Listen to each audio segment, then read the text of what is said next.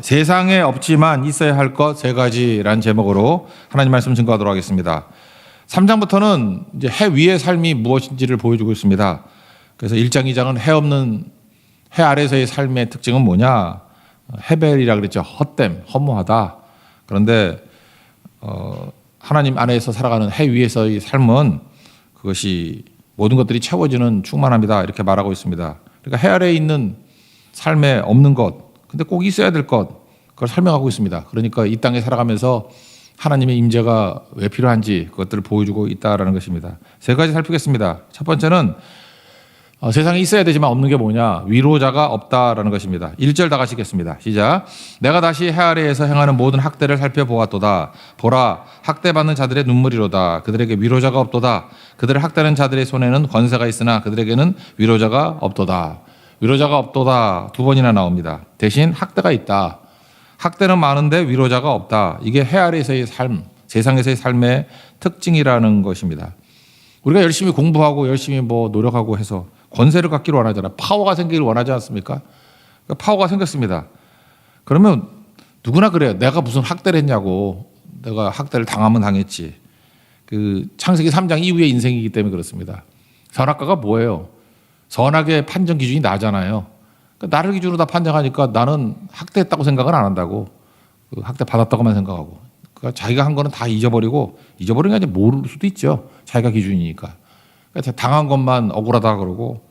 그러니까 100명이 모이면 100명의 선악 기준이 다 자기예요. 자기한테 잘해주면 좋은 거고, 나쁘게 해주면 나쁜 거고. 그러니까 권세가 주어지게 되면 자기가 학대하는지도 모르고 학대를 한다니까요. 우리 한국말에 그런 거 있잖아요. 보란 듯이 떵떵거리며. 이게 나쁜 거라고 생각 안 하잖아요. 내가 열심히 노력해서 보란 듯이 살겠다는데 떵떵거리고 살겠다는데, 근데 그 반대 위치에 한번 놓여보세요. 보란 듯이 그럴 때 그 당하는 사람도 있을 거 아닙니까? 떵떵거리며 내가 돈 있다고 돈 집어던지고 그러면 그 수치 당하는 사람도 있지 않나? 당할 때 모르는 거예요. 자기는 권리라고 생각할 수도 있고 돈 주고 하는데 왜 못하냐? 근데 그런 게 다 얽혀 있다는 것입니다. 그래서 권력이 있는 곳에 학대가 있다. 그런 얘기죠. 그래서 학대받는 자의 눈물이 있고 모든 학대가 있다. 이렇게 얘기를 하고 있다는 것입니다. 그럼 우리 어떻게 살아야 됩니까? 윤리적으로 얘기한다 그러면 학대하지 말고 위로자로 살아야지. 그런데 그게 잘 되냐는 거예요. 사람의 위로라는 것은 한계가 있죠. 동정이라 그럽니다. 그냥 안타까워하는 정도.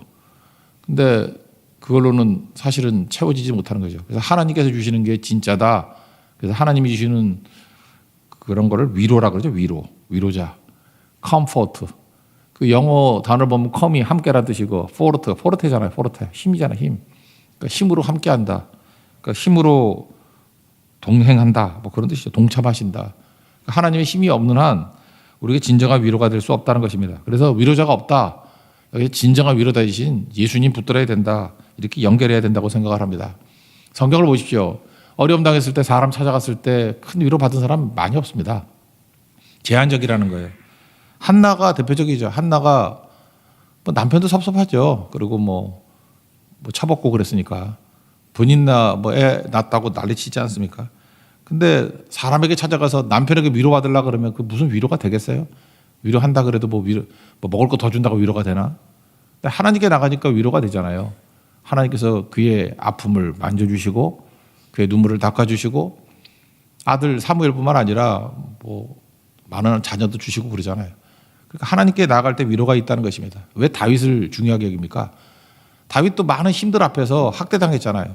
그런 어려운 광야 생활을 할 때 그런 위로자 되신 분이 하나님밖에 없습니다. 그리고 엎드릴 줄 아니까 진정한 위로가 되더라는 것입니다. 여러분 지금도 학대 때문에 어려움 당하시는 분들 계십니까? 이 땅에는 위로자가 없습니다. 그러니까 하나님 찾아가야 된다는 거예요. 고린도후서 1장에 보면 그걸 위로장이라고 얘기하죠. 1장에 보면은 위로라는 단어가 10번 나오는데 위로에 반대되는 말들이 있죠. 환난, 고생, 고난 이런 게 9번이에요. 그래서 옛날에 그런 거예요. 7.8기란 말이 있잖아요. 그래서 구전 10기의 신앙 그랬거든요. 9번 고난이 있더라도 10번 위로가 있습니다. 그럼 일어서게 되는 거죠. 앞부분만 좀 읽어드리면 고린도서 4장 1장 4절 5절 보면 우리의 모든 환난 중에서 우리를 위로하사 우리로 하여금 하나님께 받는 위로로서 모든 환난 중에 있는 자들을 능히 위로하게 하시는 이시로다. 그리스도의 고난이 우리에게 넘친 것 같이 우리가 받는 위로도 그리스도로 말미암아 넘치는도다. 그러니까 무슨 얘기예요? 고난이 있다 그러면 고난보다 넘치는 위로가 임하면 이긴다는 거죠. 이게 굉장한 논리 아니에요? 그래서 살소망까지 사라지고 뭐 사형 선고를 받았다 할지라도 다시 살리시는 하나님만 의지해서 난 일어선다 그런 얘기잖아요. 그래서 우리를 건지셨고 건지실 것이고 또 건지시기를 바란다. 이게 사도 바울의 고백입니다. 위로장. 그래서 하나님께 나아갈 때만 진정한 위로가 있다라는 것입니다. 하나님께 나아가면 그 위로만 해주신 게 아니라 우리를 강하게 만들어 주십니다. 그 위로 언제까지 할 거예요? 성장하게 만드는 거죠. 위로해 주시면서 우리를 강하게 컴포트 힘으로 도와주시지만 우리를 포르테하게 힘있게 만들어 주신다라는 것입니다. 그래서 그걸 연단이라 그러잖아요. 고난을 벗어나기도 하시지만 고난을 통해서 하나님의 목적이 있다라는 거예요. 우리를 연단하신다. 그 일본 여행 요즘에 많이 가시죠? 일본 여행 가실 때마다 특이하게 보는 게 있지 않습니까? 그리고 우리 그 사모가 그 해군 아버지가 해군 출신이니까 진해에 많이 있었는가 봐요. 진해가 원래 그 일본 해군 기지였잖아요. 그래서 일본진들이 많았는가 봐. 그래서 그 추억들이 있는 것 같아요. 그래서 뭐 옛날에 관사가 일본 집이었다 뭐 그래서 일본 가면은 어렸을 때 봤던 건데 뭐 이러더라고요. 저도 관심이 있더라고요. 신사나 이런 데 가보면은 나무로 지은 건물인데 거뭇거뭇한 나무들이죠. 검은 나무. 난 그거 귀신 나올 것 같아서 기분 나쁘던데. 하여튼 일본 신사 나무들 거뭇거뭇하잖아요. 그리고 일본 집들 보면 이렇게 거뭇거뭇한 거. 그래서 제가 한번 물어봤어요. 그때 야키스기래. 야키스기. 그 기법이. 야키스기 탄화목. 어떻게 만드는 거냐면 나무를 자르다가 이렇게 그을리는 거예요. 이렇게 연어 훈제하듯이. 이렇게 훈제를 하는 거예요. 훈제.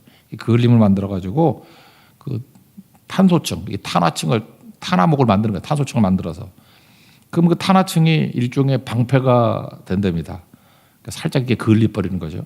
그러니까 우리 눈에는 검검하게 보이는 거고 그걸 열심히 이제 닦으면 그렇게 된대요. 장점이 뭐냐? 물에 안 젖는답니다. 내가 다음에 일본 가서 막 물 봐봐야지. 보면 물에 안 젖는데 이렇게 물이 또르르 하고 떨어진대요. 물에 안 젖고. 두 번째 벌레가 꼬이지 않는데요. 그 습한 나라니까 벌레 많을 거 아니에요. 근데 그렇게 지으면 벌레가 안 온대요. 아, 벌레도 자기도 먹고 살아야 되는데 그 뭐 탄 냄새 나는데 가겠어요? 그죠? 그것도 이해가 되더라고요. 근데 세 번째 더 웃긴 거 뭐냐면은 불에도 강하대요. 불은 불로 이기는 거죠. 원래 그러잖아요. 이게 약간 탄화층이 있으니까 불이 붙지 않는다는 거예요. 잘. 그래서 화재에도 잘 견디는 거다. 제가 그거 보면서 야, 일본 사람들이 야키스기라는 기법, 이 탄화목 만드는 거 이거 참 대단한 거다. 그러니까 이게 고린도후서 1장 생각나더라고요. 하나님께서 우리를 강화시킬 때 누가 이렇게 그을음 좋아하는 사람이 어디 있어요? 왜 나에게 이렇게 불같은 시험을 주십니까? 근데 우리 타 죽이는 거 아니잖아요. 약간 그을음 정도. 그래서 탄화층을 만들어서 우리 인생의 방패를 만들어 주시는 거예요. 그래서 우리 환경에서 물에도 젖지 않고 벌레도 이기고 불에도 강하게 만드는 그게 훨씬 좋은 거 아닙니까? 이걸로 만든 것들이 더 뭐 비싸겠죠. 더 강력하겠죠. 여러분이 인생 가운데 야키스기 같은 탄화목으로 변화되는 은총이 있길 바랍니다. 누굴 만나면 돼요? 위로자 되신 하나님 만나면 된다는 거예요. 세상에 위로자가 없습니다. 참된 위로자 되신 예수님 만나야 모든 것에서 구원을 받고 우리를 연단하시고 더 강하게 만드신다는 거. 오늘도 이 아침에 위로자 되신 예수님 만나는 축복의 시간이 되기를 축원합니다. 두 번째는 평온함이 없다는 거예요. 세상에 있어야 되는데 없는 거. 평온함이 없다라는 거예요. 샬롬이 없다는 거예요. 샬롬. 샬롬이 뭡니까? 기능을 발휘하다. 샬롬이 없으니까 맨날 마음이 분주하고 갈등하고 불안하고 그런 거겠죠. 6절 읽겠습니다. 시작. 두 손에 가득하고 수고하며 바람을 잡는 것보다 한 손에만 가득하고 평온함이 더 나으니라. 그러니까 평온함이 없다. 이유를 뭐라고 설명하고 있죠? 두 손 가득 채우려고 그러니까 평온함이 없다라는 거예요. 그러니까 욕심이죠. 갖고 또 갖고 또 갖고 얼마나 더 필요해 그러니까 좀 더 필요하다. 그게 인간 아니에요? 두 손 가득 채우려고 하니까 두 손에 가득하고 수고하고 바람을 잡는 것이다 그러잖아요. 두 손 가득 채울 때 이거 먹지도 못하잖아요. 한 손이 뭐 있어야 사용할 거 아니에요? 그러니까 중요한 게 뭐예요? 한 손만 채우라. 여기 보세요. 한 손만 가득하고 평온함이 더 낫다. 여러분 예수 믿는 사람들은요. 하나님께서 압도적인 은혜를 주시잖아요. 축복을 주시잖아요. 그러니까 어떻게 살아야 되겠습니까? 그러니까 이렇게 살면 돼요. 한 손만 채우고 살자. 한 손으로도 먹고 살 수 있어요. 하나님이 주시는 게 있기 때문에. 또 한 손은 뭐예요? 이거는 베푸는 손이에요. 베푸는 손. 그래서 한 손으로 먹고 한 손으로 베풀고 그러면 아름다운 빈손이 될 거 아니에요. 흐름이 생기겠죠. 흐름이. 두 손 다 갖고 있으면 사용 못 하잖아요. 여러분 아예 많이 줘버리면 아무것도 못 합니다. 두 손 가득 해 있으면 못 먹잖아요. 손을 어떻게 써? 지난번에도 베트남 선교 같은데 뭐였더라? 뭐 이렇게 악수를 하려고 했더니 악수를 못 하더라. 뭐 든 게 많아가지고. 그래서 좀 내려놓고 하면 안 되냐 그랬더니 안 내려놓더라고. 그냥 가버리더라고. 힘들 때니까 그렇겠죠. 그때 느끼는 게 그죠. 뭐 한 손으로 뭐 쥐고 있어야 한 손으로 활용을 할 수 있죠. 그리고 우리 인생이 마귀가 우리를 바보 만들 때 두 손 가득하게 만드는 거예요. 그럼 아무것도 못 합니다. 뭘 선교를 가자 그래도 뭐 예배를 드리자 그래도 지금 손이 없대. 너 바쁘대. 하나님 두 손 주셨잖아요. 팔이 하나 없어져야지 속 시원하겠어?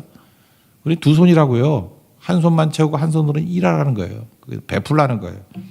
그리고 맨날 얘기하는 거지만 두 손 가득한 게 사회 아닙니까? 썩어서 없어지는 염분심에서 생명이 없잖아요. 생명이. 근데 갈릴리는 뭐 이렇게 흘려 보낸다면서요. 갈릴리 원칙이 뭡니까? 하늘로부터 비를 받고 또 헐몬산에서 녹은 물들이 들어오고 그래서 조르단이잖아요. 조르단. 단에서부터 물이 흐른다. 조르가 흐르니까. 흐르는 물, 요르단. 요단 가게 되는 거 아니에요. 거기서 흘려 보내니까. 우리가 요단과 같이 돼야지 사회같이 돼야 되겠습니까? 우리는요. 하나님 은총 안에 살아가는 종아니잖아요. 위로자가 있잖아요. 위로자가 채워주시는데 두 손 가득하면 이거 벌 받는 거죠. 좀과 동록과 도둑 다 훔쳐가게 된다는 거죠. 야고보서 5장 3절 보니까 금, 은, 녹이 쓸었으니 이 녹이 너에게 증거가 된다고.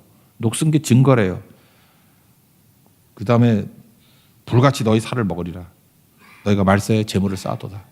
그러니까 우리 쌓아둬가지고 녹 쓴 게 있거나 좀 먹는 게 있거나 도둑질 당한 게 있다 그러면 그게 증거가 된대요. 우리 불순종의 증거.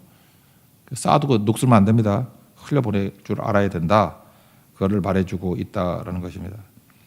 제가 베트남 이번에 굉장히 좀 일정이 좀 많았거든요. 그래서 피곤했는지 갔다 온 지 얼마 됐는지 한참 됐는데 수요일 날 아직도 뻗은 사람들이 많아요. 저도 약간 몸살 기운이 있는 것 같기도 하고. 근데도 하여튼 컨디션 좋았어요. 현장에 있을 때. 이유가 뭐냐면 그렇게 열심히 하니까 입맛도 좋더라고요. 우리 베트남 음식보다 안 맞는 사람이 있을 수도 있잖아요. 다 잘 먹더라고. 왜 하도 궁결로우니까 다 먹더라고. 일하고 하니까. 제가 간접적으로 전해 들었는데 아침에 저 차 태워주고 오는 그 황 집사가 그런 얘기 하더라고요. 베트남 선교 갔을 때 그 북한에서 오신 집사님 계시잖아요. 우리게. 그분이 그러더래요. 난 처음 알았네. 북한에서 인민군대에 있을 때 남자는 13년, 여자는 10년이래요. 무슨 군대를 그렇게 오래 가? 그 곽 교사님이 북한에서 군대 10년 다녔대. 10년. 그러면서 뭐라고 하냐면 인민군대에서 하도 힘들어서 식사하다가 좋을 때가 있었대요. 그 이후 20년 만에 베트남 선교 와서 밥 먹다가 졸았대. 뭘 얘기를 하는 거야? 그러면 인민군대보다 더 빡세다는 얘기인가? 잘 모르겠는데. 그래서 그런지 다 건강해지더라고요. 이게 돌아가지고. 그죠? 그러니까 그런 거죠. 흐름이 있어야 된다는 것입니다. 내가 사업 팁 하나 얘기해 줄게요. 저도 이제 목사니까 많이 만나잖아요. 이렇게 뭐 작은 사업 하시는 분도 있고 큰 사업 하시는 분도 있고 한데 여러분 근면, 성실, 절약, 내핍 이런 거 하면요 구멍가게는 잘 돼요. 알아요? 뭐 절약하고 몰라 뭐 가정 살림 정도는 잘할지 모르겠어. 근데 제가 볼 때 뭐 좀 작게 잡을게요. 한 100억대 이상 부자 아니면 1000억대가 쉽지는 않거든. 근데 그렇게 큰 사고를 하려고 그러면요. 근면, 성실, 절약, 내핍 갖고 안 돼요. 남이 도와줘야 돼. 사업 크게 하는 사람 보면 자기 힘으로 된 게 아니야. 누가 도와줘야 돼. 하나님 말고도 도와주는 사람이 있어요. 거래처가 있든지 뭐 사업이 있든지 거기서 뭘 일감을 몰아주고 그러니까 큰 사업이 되는 거예요. 근데 언제 이런 일이 벌어지는지 아십니까? 하나님이 내게 더 주신 게 있거든. 더 주신 거 이렇게 흘려보내면 내 부족함을 하나님이 주시지 않아요. 그 사람이 채워주는 걸 통해서 채워지는 거지. 사실 이런 건 사업을 좀 하셨던 분들이 종종 나와서 자기 삶의 간증 같은 걸로 이렇게 얘기해 주면 참 도움이 되는데 그거 아는 사람은 되게 크게 사업하더라고. 그거 모르는 사람은 나 절약하면서 돈도 못 쓰고 그러다가 죽고 자식들은 재산 갖고 싸우고 얼마 되지도 않는 것 같고. 그러니까 잊지 마십시오.